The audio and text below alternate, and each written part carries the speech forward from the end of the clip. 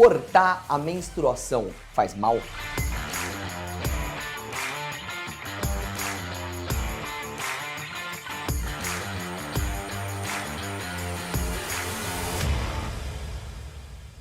Fala meninas, tudo bom? Pra quem não me conhece, sou o Dr. Bruno Jacó, você está no canal Gineco Sincero, o maior canal de saúde íntima do mundo. E aí, será que cortar a menstruação, ficar sem menstruar, tem algum problema? Eu já ouvi de várias pacientes, quando a gente fala, em induzir a amenorreia, em ficar sem menstruar, todo tipo de dúvida. Ai, doutor, a minha avó falou que se eu cortar a menstruação, o sangue, se ele não sair, ele vai subir pra cabeça. Ah, doutor, se eu cortar minha menstruação, eu vou ficar retendo aquele sangue lá dentro e eu vou começar a inchar. Ah, doutor, se eu cortar a menstruação, o meu útero vai ficar sujo. A menstruação é a limpeza. Pessoal, para entender o que é a menstruação, a gente tem que entender o que é o endométrio. O endométrio é uma camada interna que você tem dentro do útero. Todo mês ele espessa como se fosse uma graminha. E aí, quando não ocorre a gestação, ele descama e aí vem um novo ciclo menstrual. Logo, quando a gente corta a menstruação de uma maneira correta, E o que eu quero dizer com maneira correta? Progesteronas,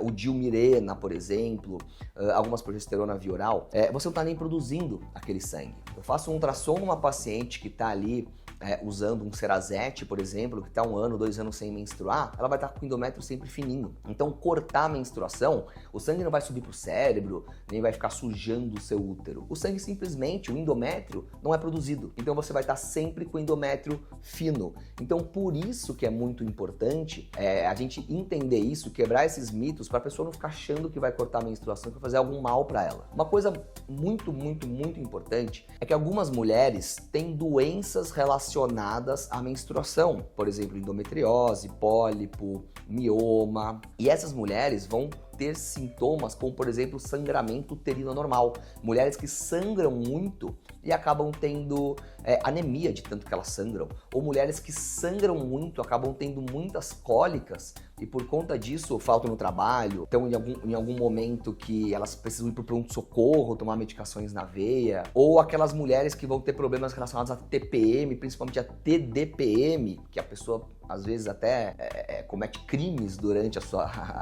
o período pré-menstrual, justamente porque ela tem uma tensão, uma disforia pré-menstrual muito intensa. E quando a gente corta o período menstrual, a gente estabiliza os hormônios, essa irregularidade hormonal que é responsável pela TPM, a gente estabilizando os hormônios, a gente não vai ter também, além de não ter a menstruação, você também não vai ter o período pré-menstrual e, consequentemente, não vai ter a TPM ou a TDPM. Ou seja, em alguns casos, cortar a menstruação vai ter até relação com a saúde, Você vai tirar um sangramento que gera anemia, você vai tirar uma TPM que gera sintomas emocionais, você vai tirar uma cólica que atrapalha a vida funcional dela. Também, você cortar a menstruação em doenças como mioma, cortar a menstruação em doenças como endometriose, você até reduz os focos de endometriose, em alguns casos pode até diminuir o tamanho dos miomas, justamente por deixar a progesterona alta e o estrogênio baixo. E essas doenças, elas são estrogênio dependente, ou seja, além de não fazer mal, também trata a doença e previne a sua fertilidade no futuro. Uma pessoa que tem endometriose, cortar a menstruação hoje, faz com que ela engravide mais fácil amanhã. E quais são as formas de cortar a menstruação? Pessoal, o Dilmirena é ótimo para cortar a menstruação. A injeção, no caso do Depo-Provera, aquelas injeções trimestrais também cortam a menstruação.